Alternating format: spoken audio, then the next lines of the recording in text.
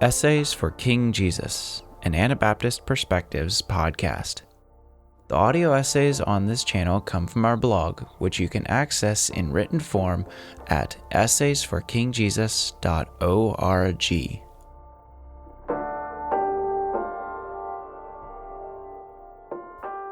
Who is My Neighbor? Part 2. Written by Roseanne Bauman. Narrated by Benjamin Good. Originally published August 2020. I teach a nursing class made up of nurses, midwives, and doctors who were trained in Egypt, Nepal, Romania, Korea, the Philippines, India, Colombia, Sudan, China, Taiwan, Nigeria, Ukraine, Russia, Bangladesh, Iraq, Ethiopia, Sri Lanka, and Iran. They speak 30 languages other than English among them. They vary in years of experience from 1 to 20. Some have immigrant status and others are international students. Some have not worked in healthcare for many years. I am a believer in grabbing hold of and maximizing teachable moments. If a question is asked, helping someone find the answer will be the most prime teaching opportunity you'll ever get. Someone is wondering, listening, and paying attention. It works vastly more effectively than the teacher asking the questions.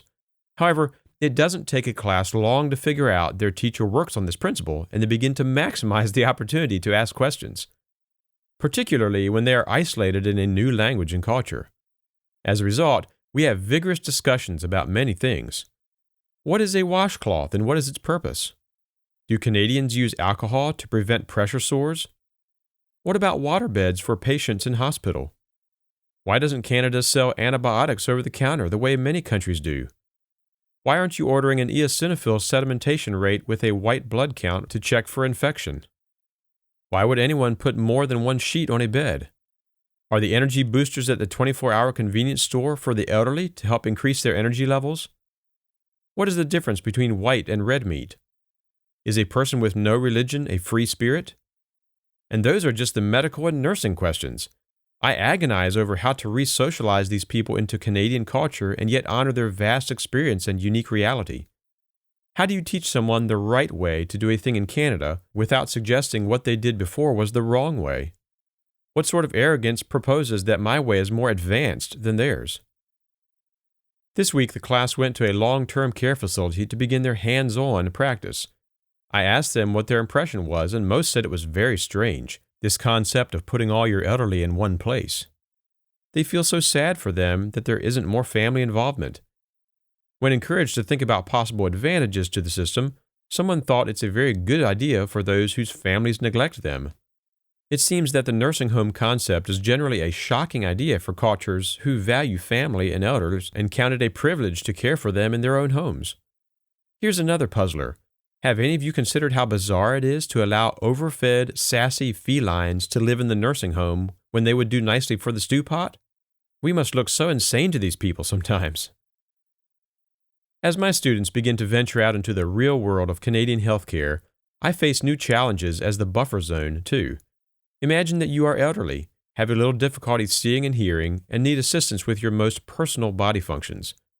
Then, without your consent or knowledge, some stranger you can't understand at all comes and clumsily attempts to help you. How disconcerting is that? In your own home, no less. Now imagine that you are a staff member trying to help this new Canadian learn how things are done, but it's so difficult to communicate. Now imagine that you are new, scared, feeling demoted and devalued because you were a respected professional in your own country, and you can't even get someone washed and dressed before they say, "Get out! I don't want you! I can't understand you!" And last of all, imagine that you are the teacher, and it's your job to keep everyone happy so that students can be successful in their learning and so that the nursing home will accept students in the future. Otherwise, your boss will be unhappy. We are not racist, we say, but we prefer to associate as little as possible in our personal lives with those who are not like us. It takes too much effort to try to understand them and work with them. What was my biggest challenge this week? A meeting I called with a student and 2 personal support workers, PSWs, at the nursing home to try to clarify an issue. Obviously, there was an issue. The PSWs were quite upset. The student was quite upset. And in leading the conversation, I discovered that clearly each party considered the other to be in the wrong. Both sides insisted they had communicated well with the other side, but there was no follow-through. Sigh. I talked about the difficulties of communication with accents and so on, but I was in a bit of a bind. What, after all, is a person to do when she needs to advocate for a student who may be experiencing racial discrimination while she harbors doubts in her own heart about that student's performance? This distinguished gentleman, who bows to me sometimes, was deeply hurt at them tattling to me instead of speaking to him. Can't say as I blame him. In the staff's defense, they probably didn't even catch what he was saying when he told them that. His accent is so hard to decipher. Jesus told us in the parable of the Good Samaritan that loving our neighbors means showing mercy to those around us who are in need. Our neighbors are any and all persons who cross our path. It gets tougher when our neighbors are on opposite sides of a conflict. We ended up leaving the work issue basically unresolved since we couldn't untangle it sufficiently, and instead focused on making a specific plan for the next class that I hope everyone understood clearly. I pray for the love, patience, and endurance to continue working with my multicultural neighborhood. It's messy, it's bumpy, and usually there is no roadmap, but the Lord loves us all and will help us love each other.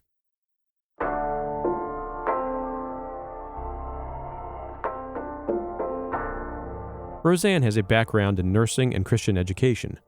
She is currently a nursing instructor at a community college, enjoys volunteering in the community, and is excited to be a member of the newly formed Oasis Mennonite Church in Kitchener, Ontario.